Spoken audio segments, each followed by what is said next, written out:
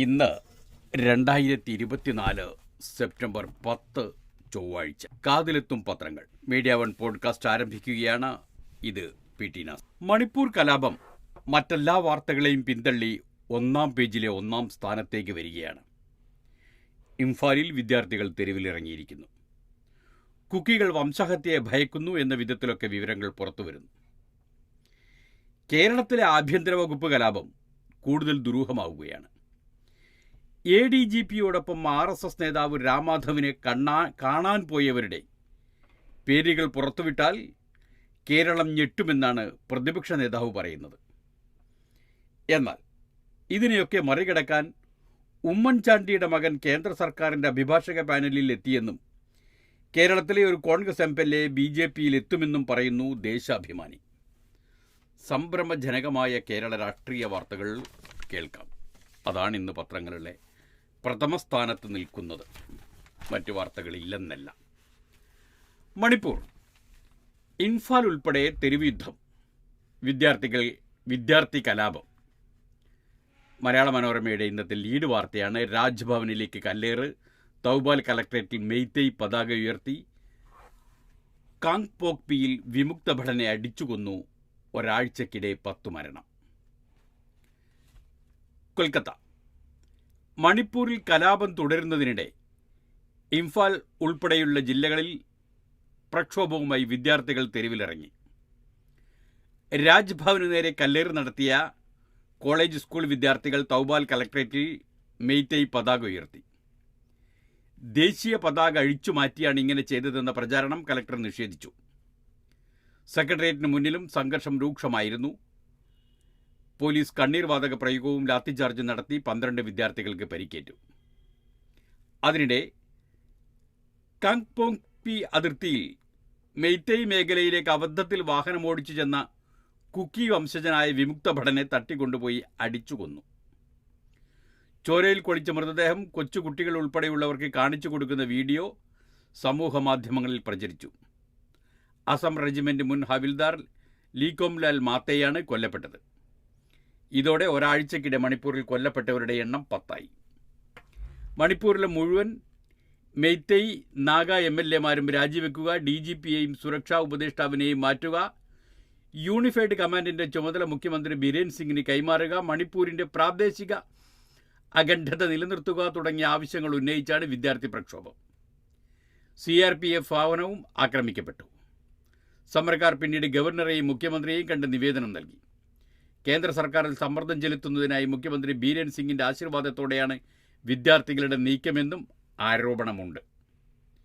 തീവ്ര കുക്കി സംഘടനകളെ മാവോയിസ്റ്റുകളെ എന്ന പോലെ കൈകാര്യം ചെയ്യാൻ അർദ്ധസൈനിക വിഭാഗങ്ങൾക്ക് നിർദ്ദേശം നൽകണമെന്ന് മുഖ്യമന്ത്രി ബീരൻ സിംഗ് ഗവർണർ R ആചാര്യയോട് ആവശ്യപ്പെട്ടു. പോലീസും കേന്ദ്രസേനയും വിവിധ സംയുക്ത സേനകളും ചേർന്ന് സംയുക്ത സേനയുടെ യൂണിഫൈഡ് കമാൻഡിന്റെ നിയന്ത്രണം വിട്ടുകിട്ടണമെന്ന് മുഖ്യമന്ത്രി നേരത്തെ ആവശ്യപ്പെട്ടിരുന്നു. ശ്രദ്ധിക്കണം, തീവ്ര കുക്കി സംഘടനകളെ മാവോയിസ്റ്റുകൾ എന്ന പോലെ കൈകാര്യം ചെയ്യാൻ അർദ്ധസൈനിക വിഭാഗങ്ങൾക്ക് നിർദ്ദേശം നൽകണമെന്നാണ് മുഖ്യമന്ത്രി ബീരൻ സിംഗ് ഗവർണർ L ആചാര്യയോട് അഭ്യർത്ഥിച്ചത്. പോലീസും കരസേനയും ചേർന്ന കേന്ദ്ര സേനകളുടെ സംയുക്ത സേനയുടെ, അതായത് യൂണിഫൈഡ് കമാൻഡിന്റെ നിയന്ത്രണം വിട്ടുകിട്ടണമെന്ന് മുഖ്യമന്ത്രി നേരത്തെ ആവശ്യപ്പെട്ടിരുന്നു. ഇപ്പോൾ വിദ്യാർത്ഥികളെ കൊണ്ട് അതേ ആവശ്യമാണ് ഉന്നയിപ്പിക്കുന്നത് എന്ന് ചുരുക്കം. വംശഹത്യാ ഭീതിയിൽ കുക്കി വിഭാഗം. അസം റൈഫിൾസിനെ പിൻവലിക്കാൻ ശുപാർശ.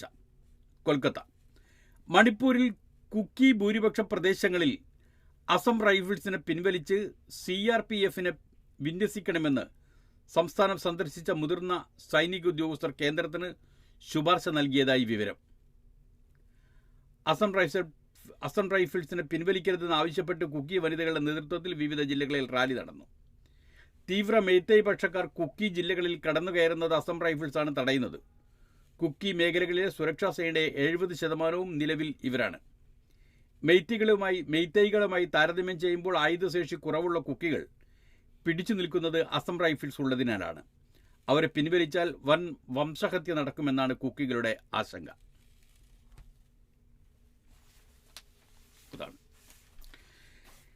കേരളത്തിലേക്ക് വന്നാൽ RSS കൂടിക്കാഴ്ച, അജിത്തിനെ തള്ളാൻ സമ്മർദ്ദം. 5 ദിവസം പിന്നിട്ട് മുഖ്യമന്ത്രിയുടെ മൗനം. തീരുമാനം കാത്ത് മുന്നണി നേതാക്കൾ. LDF യോഗം നാളെ. തിരുവനന്തപുരം RSS നേതാക്കളുമായുള്ള കൂടിക്കാഴ്ച വിവാദത്തിൽ ADGP MR അജിത് കുമാറിനെ കൈവിടാൻ മുഖ്യമന്ത്രിക്ക് മേൽ സമ്മർദ്ദമേറുന്നു. ക്രമസമാധാന ചുമതലയിൽ നിന്ന് അജിത് കുമാറിനെ നീക്കാൻ തയ്യാറായേക്കുമെന്നാണ് സൂചന. എന്നാൽ വിവാദമുയർന്ന് 5 ദിവസത്തിന് ശേഷവും മുഖ്യമന്ത്രി മൗനം തുടരുന്നു. തുടർ നടപടിക്കുള്ള ഉത്തരവാദിത്തം സർക്കാരിന് മേൽ ചാരിയ മുന്നണി നേതാക്കൾ അജിത് കുമാറിനെ മുഖ്യമന്ത്രി ഇനി എത്രനാൾ സംരക്ഷിക്കുമെന്ന് ഉറ്റുനോക്കുകയാണ്. RSS ബന്ധം ആരോപിക്കപ്പെട്ട ഉദ്യോഗസ്ഥനുണ്ടാക്കിയ രാഷ്ട്രീയ പ്രതിസന്ധിയിൽ നിന്ന് തലയുയരാനുള്ള ഏക വഴി അദ്ദേഹത്തെ കൈവിടുകയാണ് എന്ന വാദം ഇടതു കേന്ദ്രങ്ങളിൽ ശക്തമാണ്. LDF യോഗം നാളെ ചേരാനിരിക്കെ ഇടതുപക്ഷത്തിൻ്റെ മുഖം രക്ഷിക്കുന്ന നടപടി പിണറായിയിൽ നിന്ന് മുന്നണിയിലെ വലിയൊരു വിഭാഗം നേതാക്കൾ പ്രതീക്ഷിക്കുന്നു. ADGPയെ മാറ്റിയേ തീരുവെന്ന നിലപാടിലാണ് CPI. അജിത് കുമാർ ക്രമസമാധാന ചുമതലയിൽ തുടരുന്നതിൽ പോലീസ് മേധാവി ഷെയ്ഖ് ദർവേഷ് സാഹിബ് അമർഷത്തിലാണ്. CPMലും ഇടതുമുന്നണിയിലും അമർഷം ഉരുണ്ടുകൂടുമ്പോഴും കൂടിക്കാഴ്ചയിൽ സാങ്കേതികമായി തെറ്റില്ലെന്ന നിലപാടിലാണ് മുഖ്യമന്ത്രി. പോലീസിലെ ഉന്നത ഉദ്യോഗസ്ഥർ RSS നേതാവിനെ കണ്ടത് അച്ചടക്ക ലംഘനമോ സർവീസിലെ വീഴ്ചയോ അദ്ദേഹം കാണുന്നില്ല. എന്നാൽ രാഷ്ട്രീയമായി അതിനെ പ്രതിരോധിക്കുക എളുപ്പമല്ലെന്ന ബോധ്യവുമുണ്ട്. തുടർന്നും അജിത് കുമാറിനെ സംരക്ഷിക്കുന്ന നിലപാടെടുത്താൽ RSSുമായി മുഖ്യമന്ത്രിക്ക് രഹസ്യബന്ധമുണ്ടെന്ന പ്രതിപക്ഷാരോപണം ശരിയാണെന്ന് ആക്ഷേപമുയരും.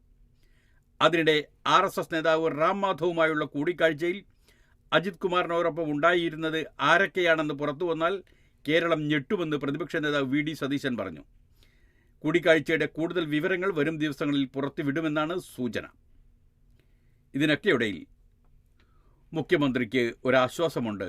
അത് സ്പീക്കർ ഷംസീറാണ്. അദ്ദേഹം പറയുന്നു RSS പ്രധാന സംഘടനയാണ്, കണ്ടതിൽ തെറ്റില്ല എന്ന്. കോഴിക്കോട് ഇന്ത്യയിലെ പ്രധാന സംഘടനയായ RSSന്റെ നേതൃത്വത്തിൽ പ്രവർത്തിക്കുന്ന ഒരാളെ ADGP കണ്ടതിൽ വലിയ അപാകത തോന്നുന്നില്ലെന്നും സ്പീക്കർ AN ഷംസീർ ADGP മന്ത്രിമാരുടെ ഫോൺ ചോർത്തിയത് അഭ്യൂഹം മാത്രമാണെന്നും വിലയിരുത്തി. ഈ ആരോപണം ഉന്നയിച്ച PV അൻവർ MLA അദ്ദേഹം തള്ളിപ്പറഞ്ഞു.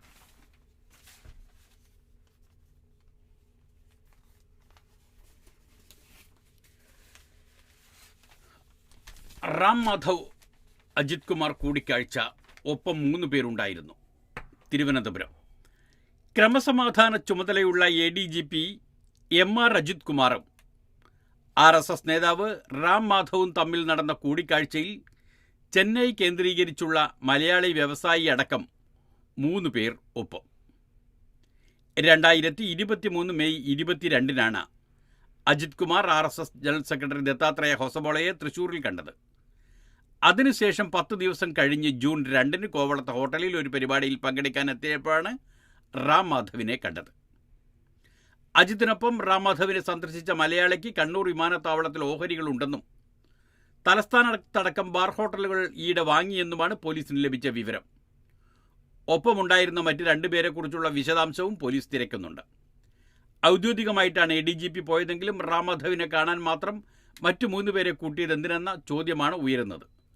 ഹൊസബളയുമായി നടത്തിയ കൂടിക്കാഴ്ച വിവാദമായതിനു പിന്നാലെയാണ് റാം മാധവുമായി നടത്തിയ കൂടിക്കാഴ്ചയുടെ വിവരങ്ങൾ പുറത്തുവരുന്നത്. കൂടെ ഉണ്ടായിരുന്നത് ആരെന്നറിഞ്ഞാൽ കേരളം ഞെട്ടും. സതീശൻ കോഴിക്കോട് റാം മാധവ് ADGP കൂടിക്കാഴ്ചയിൽ അജിത് കുമാറിനോടൊപ്പം ഉണ്ടായിരുന്നത് ആരെന്നറിഞ്ഞാൽ കേരളം ഞെട്ടുമെന്ന് പ്രതിപക്ഷ നേതാവ് VD സതീശൻ. RSS നേതാവ് ഹൊസബളയുമായി ചർച്ച നടത്തിയതിന് സമ്മതിച്ചതിന് പിന്നാലെയാണ് RSSന്റെ മറ്റൊരു നേതാവ് റാം മാധവുമായി ADGP അജിത് കുമാർ ചർച്ച നടത്തിയെന്ന വാർത്ത പുറത്തു വന്നത്. തൃശൂർ പൂരം കലക്കിയ സംഭവത്തിൽ ജുഡീഷ്യൽ അന്വേഷണം നടത്തണം. വടകരയിൽ CPM നടത്തിയ കാഫിർ വിവാദം പോലെയുള്ള ഗൗരവമുള്ളതാണ് പൂരം കലക്കലും. വടകരയിൽ CPM നടത്തിയ കാഫിർ വിവാദം പോലെ ഗൗരവമുള്ളതാണ് പൂരം കലക്കലും. BJPയെ തൃശൂരിൽ ജയിപ്പിക്കാൻ നടത്തിയ ഗൂഢാലോചനയാണ്. ഇതിന് പിന്നിൽ പ്രവർത്തിച്ചവരെയും പങ്കാളികളായവരെയും കണ്ടെത്തണമെന്ന് കോഴിക്കോട് പ്രസ് ക്ലബ്ബിൽ മുഖാമുഖം പരിപാടിയിൽ സതീശൻ ആവർത്തിച്ചു.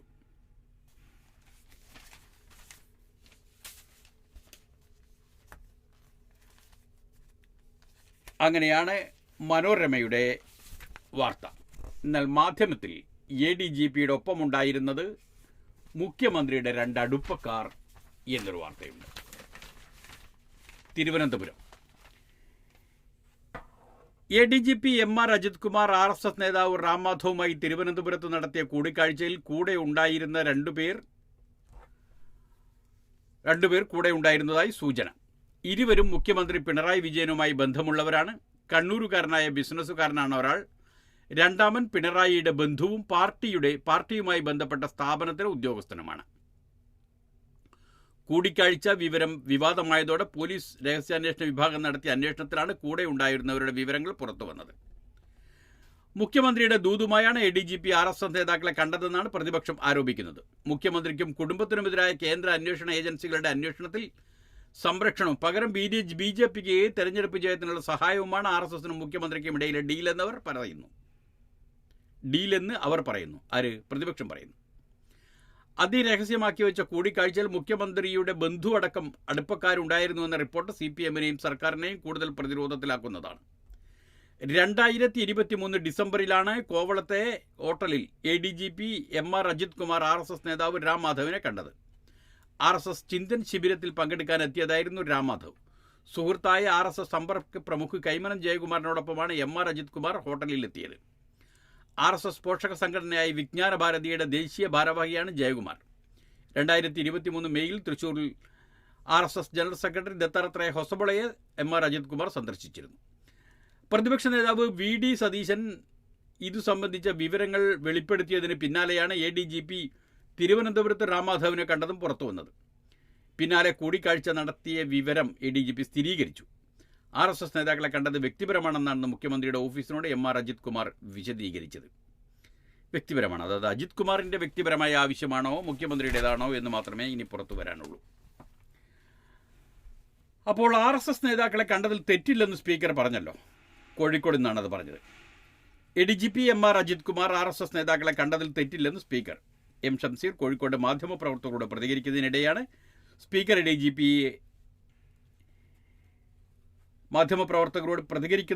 സ്പീക്കർ ADGPയെ ന്യായീകരിച്ചത്. വ്യക്തികൾ പരസ്പരം കണ്ടതിൽ തെറ്റില്ലല്ലോ, സുഹൃത്താണ് കൊണ്ടുപോയതെന്ന് അജിത് കുമാർ തന്നെ വ്യക്തമാക്കിയിട്ടുണ്ട്. അതിനെ ഗൗരവത്തിൽ കാണേണ്ടതില്ല. RSS രാജ്യത്തെ ഒരു പ്രധാന സംഘടനയാണ്. രണ്ടു നേതാക്കളെ ADGP കണ്ടതിൽ അപാകതയില്ലെന്നും ഷംസീർ പറഞ്ഞു. ഇങ്ങനെയൊക്കെയാണെങ്കിലും ഷംസീറിനെ RSS നിരോധനം ഓർമ്മിപ്പിച്ച് മന്ത്രി രാജേഷ് തൃശ്ശൂരിൽ സംസാരിച്ചിട്ടുണ്ട്. അതിങ്ങനെയാണ്. Thrissur ADGP MR Ajith Kumar RSS നേതാവിനെ കണ്ടതിൽ ന്യായീകരിച്ച സ്പീക്കർ AN ഷംസീറിൻ്റെ പ്രസ്താവനയ്ക്ക് RSSനെ നിരോധിച്ച കാലം ഓർമ്മപ്പെടുത്തി MP രാജേഷിൻ്റെ മറുപടി. തൃശ്ശൂർ ജില്ലയിലെ തദ്ദേശ അദാലത്തിൻ്റെ സമാപനത്തിൽ വാർത്താ സമ്മേളനത്തിൽ മാധ്യമപ്രവർത്തകരുടെ ചോദ്യത്തിനായിരുന്നു പ്രതികരണം. RSSനെ കുറിച്ച് ഞങ്ങൾക്ക് കൃത്യമായി അറിയാം. സർദാർ വല്ലഭായ് പട്ടേൽ നിരോധിച്ച സംഘടനയാണത്, മന്ത്രി പറഞ്ഞു. രാഷ്ട്രീയ കാര്യങ്ങൾ ചോദിക്കാമോ എന്ന ചോദ്യത്തിന് കേന്ദ്ര സഹമന്ത്രി സുരേഷ് ഗോപിയെ കളിയാക്കിക്കൊണ്ടായിരുന്നു മറുപടി. അദാലത്തിന് വന്നാൽ അദാലത്തിലെ കാര്യങ്ങൾ മാത്രമേ ചോദിക്കാവൂ എന്ന് ഞാൻ പറയില്ല, മന്ത്രി രാജേഷ് പറഞ്ഞു. ചോദിച്ചോളൂ, മറുപടി പറയണോ എന്ന് ഞാൻ തീരുമാനിക്കുമെന്നും അദ്ദേഹം കൂട്ടിച്ചേർത്തു. അങ്ങനെ പോകുന്നു. കാഫിർ സ്ക്രീൻഷോട്ട് അന്വേഷണം വേഗം പൂർത്തിയാക്കണം എന്ന് ഹൈക്കോടതി പറഞ്ഞിരിക്കുന്നു. കൊച്ചി ലോക്സഭാ തെരഞ്ഞെടുപ്പിനോടനുബന്ധിച്ച് വടകര മണ്ഡലത്തിൽ കാഫിർ സ്ക്രീൻഷോട്ട് പ്രചരിപ്പിച്ച കേസിലെ അന്വേഷണം എത്രയും വേഗം പൂർത്തിയാക്കണമെന്ന് ഹൈക്കോടതി. അന്വേഷണം അകാരണമായി വൈകിക്കരുത്. പിടിച്ചെടുത്ത മൊബൈൽ ഫോണുകളുടെ ഫോറൻസിക് പരിശോധന എത്രയും വേഗം പൂർത്തിയാക്കണമെന്നും ജസ്റ്റിസ് ബെച്ചു കുര്യൻ തോമസ് ഉത്തരവിട്ടു. സ്വതന്ത്രവും കാര്യക്ഷമവുമായ അന്വേഷണം ആവശ്യപ്പെട്ട് കാഫിർ കേസിൽ പ്രതി ചേർക്കപ്പെട്ട MSF നേതാവ് PK മുഹമ്മദ് ഖാസിം നൽകിയ ഹർജിയിലെ തുടർ നടപടികൾ അവസാനിപ്പിച്ചാണ് സിംഗിൾ ബെഞ്ചിൻ്റെ ഉത്തരവ്. വിവാദമായ കാഫിർ പോസ്റ്റ് തയ്യാറാക്കിയതിലും പ്രചരിപ്പിച്ചതിലും ഹർജിക്കാരന് പങ്കില്ലെന്ന് അന്വേഷണത്തിൽ വ്യക്തമായതെന്നായിരുന്നു അഭിഭാഷകന്റെ വാദം. സ്ക്രീൻഷോട്ടിന് പിന്നിൽ ഹർജിക്കാരന് പങ്കില്ലെന്ന് സർക്കാരും അറിയിച്ചു. എന്നാൽ ഇതുവരെ ഉറവിടം കണ്ടെത്താനായിട്ടില്ല. ഇതിനായി ശാസ്ത്രീയമായ അന്വേഷണം ആവശ്യമാണെന്നും സർക്കാരിന് വേണ്ടി ഹാജരായ additional public prosecutor P Narayanan വിശദീകരിച്ചു. എന്നാൽ ഹർജിക്കാരൻ്റെ ഫോൺ പിടിച്ചെടുത്ത് പരിശോധനയ്ക്ക് അയച്ചെങ്കിലും സ്ക്രീൻഷോട്ട് പ്രചരിപ്പിച്ച മറ്റുള്ളവരെ പ്രതി ചേർത്തിട്ടില്ലെന്ന് പരാതിക്കാരൻ്റെ അഭിഭാഷകൻ മുഹമ്മദ് ഷാ ചൂണ്ടിക്കാട്ടി. സംശയിക്കുന്ന എല്ലാ ഫോണുകളും പരിശോധനയ്ക്ക് വിടണം. പരാതിയിൽ കേസെടുക്കാതെ കാസിമിനെതിരെ കേസെടുക്കുകയാണ് പോലീസ് ചെയ്തത്. വ്യാജ പോസ്റ്റിൻ്റെ പേരിൽ രാഷ്ട്രീയ പ്രേരിതമായി പ്രതി ചേർത്തു. അതിനാൽ ഹർജിക്കാരനെ ഇരയായി പരിഗണിക്കണമെന്നും അഭിഭാഷകൻ ആവശ്യപ്പെട്ടു. എന്നാൽ ആയിരക്കണക്കിന് ഫോണുകൾ പരിശോധിക്കുന്നത് പ്രായോഗികമല്ലെന്ന് കോടതി പറഞ്ഞു. അങ്ങനെ നിൽക്കുന്നു. അതിനിടയിൽ ഗൗരവ പ്രതിസന്ധിയെന്ന് CPM, എതിർപ്പ് ആശങ്ക. സുജിത് നായരുടെ അവലോകനമാണ് മലയാള മനോരമയിൽ തിരുവനന്തപുരത്ത് നിന്ന്. RSSുമായി ചർച്ച നടത്തിയ വിശ്വസ്ത പോലീസ് ഉദ്യോഗസ്ഥനെ കൈവിടണമെന്ന സമ്മർദ്ദം മുറുകുമ്പോഴും അന്വേഷണ റിപ്പോർട്ട് വരട്ടെ എന്ന നിലപാടിൽ മുഖ്യമന്ത്രി. എന്നാൽ ഇക്കാര്യത്തിൽ പാർട്ടി നേതൃത്വത്തിന് ഭിന്നാഭിപ്രായമാണുള്ളത്. പുതിയ വെളിപ്പെടുത്തലുകൾ ഉണ്ടായിട്ടുള്ള വലിയ രാഷ്ട്രീയ പ്രതിസന്ധിയെക്കുറിച്ച് പ്രതിസന്ധിയെക്കുറിച്ചും പാർട്ടി നേതൃത്വത്തിന് ആശങ്കയുണ്ട്. MR അജിത് കുമാറിനെതിരെ PV അൻവർ ഉന്നയിച്ച ആരോപണങ്ങൾ പരിശോധിച്ച കഴിഞ്ഞ CPM സംസ്ഥാന സെക്രട്ടേറിയറ്റ് യോഗം DGPയുടെ റിപ്പോർട്ടിന്മേൽ നടപടിയെടുക്കാം എന്ന മുഖ്യമന്ത്രിയുടെ നിർദ്ദേശമാണ് അംഗീകരിച്ചത്. RSS ജനറൽ സെക്രട്ടറി ജനറൽ സെക്രട്ടറിയുമായി അജിത് കുമാർ നടത്തിയ കൂടിക്കാഴ്ചയെക്കുറിച്ച് പ്രതിപക്ഷ നേതാവ് VD സതീശൻ പുറത്തുവിട്ട വിവരങ്ങളും യോഗത്തിന് മുൻപിലുണ്ടായി. അതും DGP അന്വേഷിക്കുമെന്ന ധാരണയിൽ യോഗം പിരിഞ്ഞു. അജിത്തിന്റെ കൂടിക്കാഴ്ചകൾ സംബന്ധിച്ച് കൂടുതൽ വിവരങ്ങൾ പുറത്തുവരികയും സ്പെഷ്യൽ ബ്രാഞ്ച് ആ വിവരം സർക്കാരിനെ അറിയിച്ചെന്ന് വ്യക്തമാക്കുകയും ചെയ്തതോടെ LDF പ്രതിരോധത്തിലായി. അജിത്തിനെ നീക്കിയേ തീരുവെന്ന നിലപാട് CPI കൈക്കൊണ്ടു. RJD ഇന്നലെ എതിർപ്പ് വ്യക്തമാക്കി. RSSുമായി സമ്പർക്കമുള്ള ഒരു ഉദ്യോഗസ്ഥനെ ഇടതു സർക്കാർ തന്ത്രപ്രധാനമായ പദവിയിൽ കാത്തുരക്ഷിക്കുന്നത് ശരിയോ എന്ന ചോദ്യം LDFിൽ ശക്തമാണ്. നാളെ മുന്നണി യോഗവും വിളിച്ചിട്ടുണ്ട്. CPI സംസ്ഥാന സെക്രട്ടറി ബിനോയ് വിശ്വം CPM സംസ്ഥാന സെക്രട്ടറി MV ഗോവിന്ദനുമായി ഇക്കാര്യം ഒന്നിലേറെ തവണ സംസാരിച്ചു. വലിയ തോൽവിക്ക് ശേഷമുള്ള സാഹചര്യം കൂടി കണക്കിലെടുത്ത് ജനവിശ്വാസം വീണ്ടെടുക്കാൻ പോകുന്ന നടപടികളാണ് ആവശ്യമെന്ന് അറിയിച്ചു. അതുൾക്കൊണ്ട തീരുമാനം വരുമെന്ന് CPI പ്രതീക്ഷിക്കുന്നതിലും നീണ്ടുപോകുന്നു.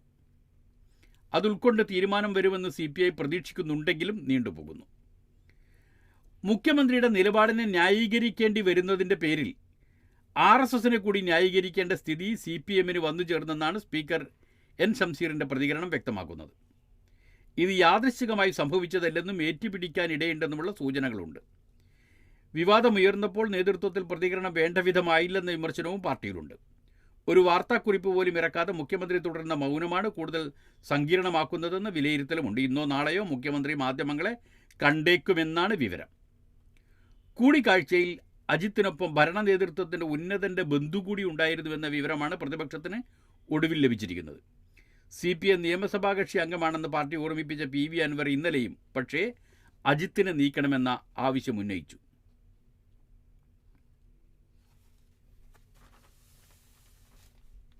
ിൽ മരുമകൻ മുഖ്യമന്ത്രി എന്ന് M മുകുന്ദൻ. അങ്ങനെ ഒരു തമാശയുണ്ട്. കണ്ണൂർ 2026 നിയമസഭാ തെരഞ്ഞെടുപ്പിൽ ഇടതുപക്ഷം ജയിക്കുമെന്നും മരുമകൻ മുഖ്യമന്ത്രിയാകുമെന്നും ഫലിതോക്തിയിൽ സൂചിപ്പിച്ച് സാഹിത്യകാരൻ M മുകുന്ദൻ ഒരു പ്രസിദ്ധീകരണത്തിന് നൽകിയ അഭിമുഖത്തിലാണ് പ്രവചനക്കാരനിൽ നിന്ന് ലഭിച്ച മറുപടിയായി മുകുന്ദൻ ഇക്കാര്യം പറയാൻ പോകുന്നത്. കേരളത്തിൽ 2026 നടക്കാൻ പോകുന്ന നിയമസഭാ തെരഞ്ഞെടുപ്പിൽ ഇടതുപക്ഷം ജയിക്കുമോ എന്ന് പ്രവാചകനായ നോസ്ട്രഡാംസിനോടാണ് ഇങ്ങനെ ഒരു ചോദ്യം ചോദിച്ചതിൻ്റെ അനുഭവം പറഞ്ഞുകൊണ്ടാണ് മുകുന്ദൻ സംശയിക്കുന്നത്. UDF 100 സീറ്റ് വാങ്ങി ജയം നേടുമെന്ന മറുപടി പ്രതീക്ഷിച്ചിരുന്ന തനിക്ക് LDF ജയിക്കും എന്ന മറുപടിയാണ് ലഭിച്ചത്. ഇടതുപക്ഷം ഒരു വട്ടം കൂടിയോ എന്ന് കേട്ട് മനസ്സ് കുളിർത്തു. എങ്കിൽ ആരായിരിക്കും മുഖ്യമന്ത്രി? മു പ്രവാചകൻ പറഞ്ഞു. മു അതാരാണ്? മാ ഒന്ന് തെളിച്ചു പറയൂ. രു മാ മു. മുഖ്യമന്ത്രി പിണറായി വിജയൻ്റെ മരുമകൻ മന്ത്രി PA മുഹമ്മദ് റിയാസിനെയാണോ അർത്ഥമാക്കിയതെന്ന് മുകുന്ദൻ്റെ അഭിമുഖത്തിൽ കൃത്യമായി പറയുന്നില്ല. വന്ന് തമാശയും വാർത്തയും തിരിച്ചറിയാൻ പറ്റാതെയായിരിക്കുന്നു പത്രങ്ങളിൽ. കൂടുതൽ ആരോപണവുമായി PV അൻവർ. സുജിത് ദാസ് ഫോൺ ചോർത്തിയത് ATS സംവിധാനം ഉപയോഗിച്ചു. മാവോയിസ്റ്റ് വേട്ടയ്ക്കായി രൂപീകരിച്ച ആൻറ്റി ടെററിസ്റ്റ് സ്ക്വാഡിൻ്റെ സംവിധാനം ഉപയോഗിച്ചാണ് മുൻ SP സുജിത് ദാസിൻ്റെ നേതൃത്വത്തിൽ മന്ത്രിമാരടക്കമുള്ളവരുടെ ഫോൺ ചോർത്തിയതെന്ന് PV അൻവർ MLA ആരോപിച്ചു. അരീക്കോട് പഴയ MSP ക്യാമ്പ് ആസ്ഥാനത്താണ് ATS പ്രവർത്തിക്കുന്നത്. അസിസ്റ്റന്റ് കമാൻഡന്റ് അജിത്ത്, ജീവനക്കാരായ KK ജനീഷ്, NA ശരത്ത്, ജയപ്രസാദ്, രൂപേഷ് എന്നിവരുടെ സഹായത്തോടെയാണ് ഫോൺ ചോർത്തിയത്. സ്വർണ്ണക്കടത്ത് കേസിൽ പിടിയിലായ കരിയറെ ഭീഷണിപ്പെടുത്താൻ അജിത് കുമാർ ലാപ്ടോപ്പിൽ മന്ത്രിമാരുടെ അടക്കമുള്ളവരുടെ ഫോൺ ചോർത്തിയതിൻ്റെ വിവരങ്ങൾ കാണിച്ചെന്നും അൻവർ പറഞ്ഞു. അങ്ങനെ നിരവധി ആരോപണങ്ങളും രാഷ്ട്രീയ ആഘാതങ്ങളും മറ്റു പത്രങ്ങളിൽ തിളങ്ങുമ്പോൾ ദേശാഭിമാനി ഇന്ന് രഹസ്യബന്ധങ്ങൾ പുറത്ത് എന്ന തലക്കെട്ടിൽ സംഭ്രമജനകമായ 2 വാർത്തകൾ പുറത്തുവിട്ടിരിക്കുന്നു. അതാണ് ഇന്ന് ദേശാഭിമാനിയുടെ സൂപ്പർ ലീഡ്. ഒന്ന് കൊച്ചിയിൽ നിന്നാണ്. സംഘപരിവാർ ബന്ധമുള്ളവർക്ക് മാത്രം ഇടം ലഭിക്കുന്ന കേന്ദ്ര സർക്കാരിൻ്റെ അഭിഭാഷക പാനലിൽ കോൺഗ്രസ് MLA ചാണ്ടി ഉമ്മനും. ദേശീയപാത അതോറിറ്റിക്ക് വേണ്ടി എംപാനൽ ചെയ്ത അഭിഭാഷക പട്ടികയിലാണ് ചാണ്ടി ഉമ്മനും ഉൾപ്പെട്ടത്. 63 അംഗ പാനലിൽ 19-ാമനാണ് ചാണ്ടി ഉമ്മൻ. ആദ്യമായാണ് ഒരു പ്രമുഖ കോൺഗ്രസ് നേതാവ് BJP നേതൃത്വം നൽകുന്ന കേന്ദ്ര സർക്കാരിൻ്റെ അഭിഭാഷക പാനലിൽ ഉൾപ്പെടുന്നത്. സംഘപരിവാർ ബന്ധമുള്ളവരെ മാത്രം ഉൾപ്പെടുത്തിയാണ് ഇതുവരെ കേന്ദ്ര സർക്കാർ അഭിഭാഷക പാനലുകൾ തയ്യാറാക്കിയിട്ടുള്ളത്. BJP ബന്ധമില്ലാത്തവർ ഉൾപ്പെട്ടിട്ടുണ്ടെങ്കിലും ഒഴിവാക്കാറുണ്ട്. NIA, ED പോലുള്ള കേന്ദ്ര അന്വേഷണ ഏജൻസികളുടെ അഭിഭാഷക പാനലിൽ നിന്ന് പ്രമുഖ അഭിഭാഷകരെ സ്വർണ്ണക്കടത്ത് കേസിൻ്റെ അന്വേഷണ ആരംഭിൽ തന്നെ കേന്ദ്രം ഒഴിവാക്കിയിരുന്നു. BJP അനുകൂല അഭിഭാഷക സംഘടനാ നേതാക്കളും മാതൃഭൂമി പത്രത്തിൻ്റെ നിയമോപദേഷ്ടാവുമൊക്കെയാണ് പിന്നീട് ആ പാനലിൽ ഇടം നേടിയത്. അങ്ങനെ ഉമ്മൻചാണ്ടിയുടെ മകൻ BJP പക്ഷത്താണെന്ന് ദേശാഭിമാനി ഒരു ദുസ്സൂചന നൽകുന്നു. അടുത്ത വാർത്ത കേരളത്തിലെ കോൺഗ്രസ് MP BJPയിലേക്ക് എന്നതാണ്. പ്രത്യേക ലേഖകൻ ന്യൂഡൽഹിയിൽ നിന്ന്. കേരളത്തിൽ നിന്നുള്ള മുതിർന്ന പാർലമെൻറ്റ് അംഗമായ മുതിർന്ന കോൺഗ്രസ് നേതാവ് BJPയിൽ ചേരാൻ ചർച്ച നടത്തിയതായി റിപ്പോർട്ട്. ഡൽഹിയിൽ നിന്ന് പ്രസിദ്ധീകരിക്കുന്ന ദ ഇന്ത്യൻ എക്സ്പ്രസ് പത്രമാണ് BJP കേന്ദ്രങ്ങളെ ഉദ്ധരിച്ച് ഇക്കാര്യം റിപ്പോർട്ട് ചെയ്തത്. അധികാര പദവികൾ ലക്ഷ്യമിട്ടാണ് പ്രധാനമായും ഇദ്ദേഹം BJPയിൽ ചേരാൻ ഒരുങ്ങുന്നത്. അദ്ദേഹം എന്നില്ല, സാമ്പത്തിക താല്പര്യങ്ങളുമുണ്ട്. BJPയിലെ പല നേതാക്കളും ഇദ്ദേഹത്തെ സ്വാഗതം ചെയ്തിട്ടുണ്ട്. എന്നാൽ അടുത്ത നിയമസഭാ തെരഞ്ഞെടുപ്പ് പ്രചാരണത്തിന് ഇദ്ദേഹത്തിൻ്റെ വരവ് സഹായിക്കുമെന്ന അഭിപ്രായവും BJPയിലുണ്ടെന്ന് റിപ്പോർട്ടിൽ പറയുന്നു. അതിനാൽ ചർച്ച തുടരുകയാണ്. സംസ്ഥാനത്തിൻ്റെ തെക്കൻ ജില്ലയിൽ നിന്നുള്ള 2 പേരും കണ്ണൂർ മേഖലയിലെ 2 പേരും ഈ റിപ്പോർട്ടിനെ തുടർന്ന് പ്രധാനമായും സംശയത്തിൻ്റെ നേരിലായത്. അപ്പോൾ 1 എന്ന് തുടങ്ങിയിട്ട് 4ആയി. പ്രധാനമായും സംശയത്തിൻ്റെ നേരിലായത്. ഇവർ പലപ്പോഴും BJP ബന്ധത്തിൻ്റെ പേരിൽ വാർത്തകളിൽ നിറഞ്ഞവരാണ്. കേരളത്തിലെ മാധ്യമങ്ങളുടെ സഹായത്തോടെ CPMനെതിരെ UDF നേതാക്കൾ വ്യാജ ആരോപണങ്ങൾ ഉന്നയിച്ചു വരവെയാണ് കോൺഗ്രസിനെ കടുത്ത പ്രതിസന്ധിയിലാക്കുന്ന ഈ റിപ്പോർട്ട്. ഇതിനിടെ കഴിഞ്ഞ ലോക്സഭാ തെരഞ്ഞെടുപ്പ് കാലത്ത് BJPയിലെത്തിയ പത്മജ വേണുഗോപാലിന് ദേശീയ വനിതാ കമ്മീഷൻ അംഗത്വം നൽകിയേക്കുമെന്ന റിപ്പോർട്ടുമുണ്ട്. കോൺഗ്രസ് MP BJPയിലേക്ക് എന്ന് പറഞ്ഞിട്ട് വാർത്ത തീരുമ്പോഴേക്ക് അത് 4ആയി വളർന്നു. 4ഉം അവ്യക്തം തന്നെ. അതുകൊണ്ട് ദേശാഭിമാനി എന്താണ് ഉദ്ദേശിച്ചതെന്ന് ആളുകൾക്ക് പിടികിട്ടി എന്ന് മാത്രം. വൈദ്യുതി ബോർഡ് പെൻഷൻ കഴിയൊഴിഞ്ഞ് സർക്കാർ. ഡ്യൂട്ടി ഇനത്തിൽ ഇളവില്ല. വൈദ്യുതി ബോർഡിൻ്റെ പെൻഷൻ ബാധ്യത ഏറ്റെടുക്കാനാകില്ലെന്ന് സർക്കാർ. ഉപഭോക്താക്കളിൽ നിന്ന് പിരിക്കുന്ന വൈദ്യുതി ഡ്യൂട്ടി ബോർഡിന് നൽകാനാവില്ലെന്നും പെൻഷൻ മാസ്റ്റർ ട്രസ്റ്റിയിലേക്ക് തുക വകയിരുത്തേണ്ട ഉത്തരവാദിത്തം ബോർഡിനാണെന്നും സർക്കാർ വ്യക്തമാക്കി. KSEB ലിമിറ്റഡ് വാർഷിക വിഹിതം മാസ്റ്റർ ട്രസ്റ്റിന് നൽകുകയാണ് പെൻഷൻ ഫണ്ട് നിലനിർത്തേണ്ടതെന്നും ഉത്തരവിൽ പറയുന്നു. ഹൈക്കോടതി ഇടപെടലിനെ തുടർന്നാണ് സർക്കാർ ഉത്തരവിറക്കിയത്.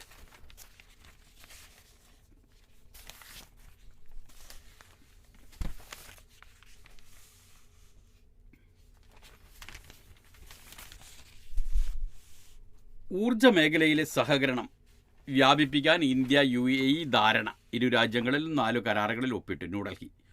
ഊർജ്ജ മേഖലയിൽ സഹകരണം വ്യാപിപ്പിക്കാൻ ഇന്ത്യയും UAEയും 4 കരാറുകളിൽ ഒപ്പിട്ടു. പ്രധാനമന്ത്രി നരേന്ദ്രമോദിയും ഇന്ത്യ സന്ദർശിക്കാനെത്തിയ അബുദാബി കിരീടാവകാശി Sheikh Khalid bin Mohammed bin Zayed Al നഹിയാനും തമ്മിൽ നടന്ന ചർച്ചകൾക്കൊടുവിലാണ് സഹകരണത്തിന് ധാരണയായത്.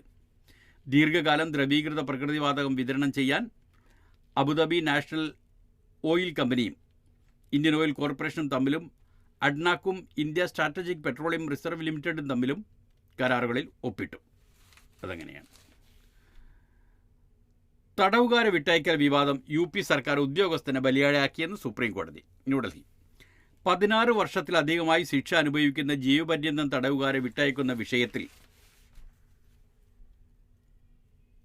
തെറ്റിദ്ധരിപ്പിക്കുന്ന വിവരം നൽകിയതിന് സുപ്രീം കോടതിയുടെ പഴി കേൾക്കേണ്ടി വന്ന ജയിൽ ഭരണ പ്രിൻസിപ്പൽ സെക്രട്ടറി രാജേഷ് കുമാർ സിംഗിനെ നീക്കിയ ഉത്തർപ്രദേശ് സർക്കാർ നടപടി വിമർശിച്ച് പരമോന്നത കോടതി.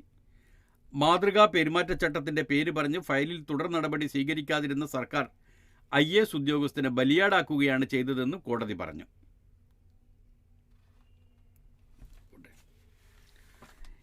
20 മണ്ഡലങ്ങളിൽ ആപ്പ് സ്ഥാനാർത്ഥികളായി. ഹരിയാനയിൽ കോൺഗ്രസ് സഖ്യസാധ്യത മങ്ങുന്നു. ന്യൂഡൽഹി. ഹരിയാന നിയമസഭാ തെരഞ്ഞെടുപ്പിൽ കോൺഗ്രസുമായി സഖ്യചർച്ച നടക്കുന്നതിനിടെ 20 മണ്ഡലങ്ങളിൽ ആം ആദ്മി പാർട്ടി സ്ഥാനാർത്ഥികളെ പ്രഖ്യാപിച്ചു. കോൺഗ്രസ് നേരത്തെ സ്ഥാനാർത്ഥികളെ പ്രഖ്യാപിച്ച 11 സീറ്റിൽ ഉൾപ്പെടെയാണ് സഖ്യസാധ്യത അടച്ച് ആപ്പ് നടപടി. സഖ്യമായി മത്സരിക്കണമെങ്കിൽ 10 സീറ്റുകൾ വേണമെന്നാണ് ആപ്പിൻ്റെ ആവശ്യം. എന്നാൽ 5 സീറ്റാണ് കോൺഗ്രസ് നൽകുന്ന വാഗ്ദാനം. കൂടുതൽ സീറ്റിനായി ആപ്പ് കടുംപിടുത്തം പിടിക്കുകയാണെങ്കിൽ സഖ്യം വേണ്ടെന്ന നിലപാടിലാണ് കോൺഗ്രസ് ദേശീയ നേതൃത്വത്തിനുള്ളത്. ഹരിയാനയിൽ ആപ്പിന് കാര്യമായ വോട്ട് ബാങ്കില്ലെന്നും ലോക്സഭാ തെരഞ്ഞെടുപ്പിൽ തങ്ങൾക്ക് വിജയസാധ്യതയുള്ള കുരുക്ഷേത്ര മണ്ഡലം വിട്ടു നൽകിയത് സീറ്റ് നഷ്ടമാകാൻ കാരണമായെന്നും കോൺഗ്രസ് വിലയിരുത്തുന്നു. ലോക്സഭാ തെരഞ്ഞെടുപ്പിൽ 10ൽ 9 സീറ്റിൽ കോൺഗ്രസും ഒരെണ്ണത്തിൽ ആപ്പുമാണ് മത്സരിച്ചത്. ആപ്പ് പുറത്തുവിട്ട 20 പേരുടെ പത്രികയിൽ സംസ്ഥാന വൈസ് പ്രസിഡന്റ് അനുരാഗ് ദണ്ഡ കലയാറ്റിൽ നിന്നും, സംസ്ഥാന നേതാക്കളായ ഇന്ദു ശർമ്മ ഭിവാനിയിൽ നിന്നും, വികാസ് നെഹ്റ മൊഹാമിൽ നിന്നും, ബിജേന്ദർ ഹുഡ റോഹ്തക്കിൽ നിന്നും ജനവിധി തേടും. അതേസമയം സ്ഥാനാർത്ഥികളെ പ്രഖ്യാപിച്ചതിന് പിന്നാലെ BJPയിൽ നിന്ന് നേതാക്കളുടെ കൊഴിഞ്ഞുപോക്ക് തുടരുകയാണ്. BJP സംസ്ഥാന വൈസ് പ്രസിഡന്റ് BL ശർമ്മയാണ് ഒടുവിൽ പാർട്ടി വിട്ടത്. പിന്നാലെ നൂറുകണക്കിന് അനുയായികൾക്കൊപ്പം ശർമ്മ കോൺഗ്രസിൽ ചേർന്നു.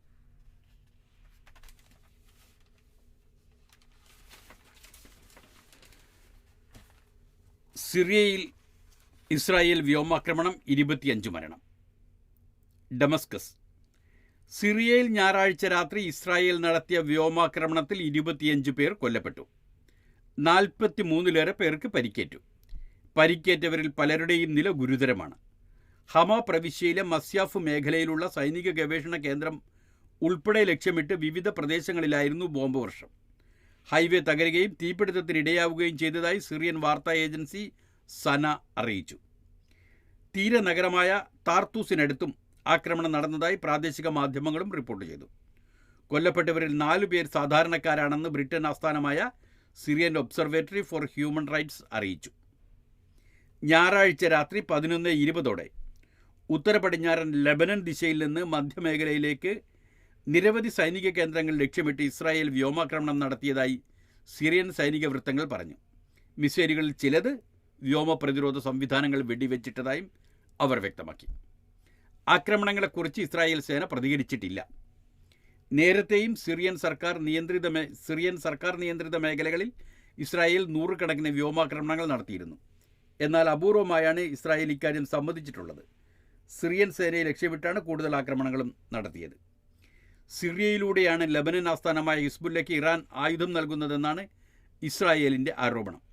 മസ്യാഫിലെ പ്രധാന സൈനിക ഗവേഷണ കേന്ദ്രം പലതവണ ആക്രമിക്കപ്പെട്ടതായി 2 പ്രാദേശിക രഹസ്യാന്വേഷണ വൃത്തങ്ങളെ ഉദ്ധരിച്ച് റോയിട്ടേഴ്സ് വാർത്താ ഏജൻസി റിപ്പോർട്ട് ചെയ്തു. റഷ്യയുമായി സംയുക്ത നാവിക വ്യോമാഭ്യാസം പ്രഖ്യാപിച്ച് ചൈന. ബെയ്ജിംഗ്. യുക്രൈനെതിരെ യുദ്ധം ശക്തമാക്കുന്നതിനിടെ റഷ്യയുമായി സംയുക്ത നാവിക വ്യോമ അഭ്യാസം പ്രഖ്യാപിച്ച് ചൈന. ഉത്തരമേഖലയിലെ ജപ്പാൻ കടലിലും ഓക്കോസ് കടലിലുമായിരിക്കും അഭ്യാസങ്ങൾ നടത്തുകയെന്ന് ചൈനയുടെ പ്രതിരോധ മന്ത്രാലയം അറിയിച്ചു.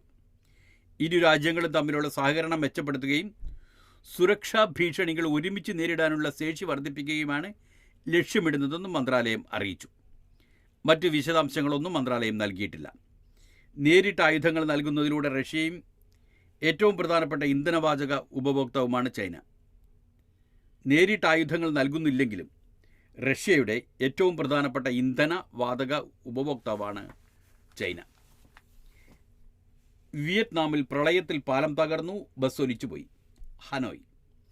യാഗി കൊടുങ്കാറ്റിന് പിന്നാലെയുണ്ടായ കനത്ത മഴയിലും പ്രളയത്തിലും വിയറ്റ്നാമിൽ പാലം തകരുകയും ബസ് ഒലിച്ചു പോവുകയും ചെയ്തതിനെ തുടർന്ന് നിരവധി പേരെ കാണാതായി.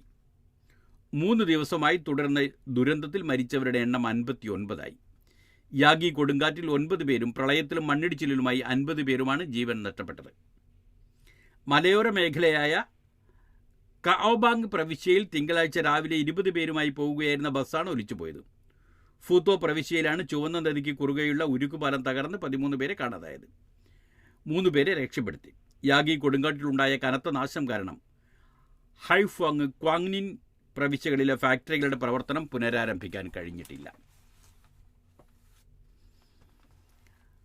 അധ്യയന വർഷം തുടങ്ങി സ്കൂളിൽ പോകാൻ കഴിയാതെ ഗസയിലെ കുട്ടികൾ.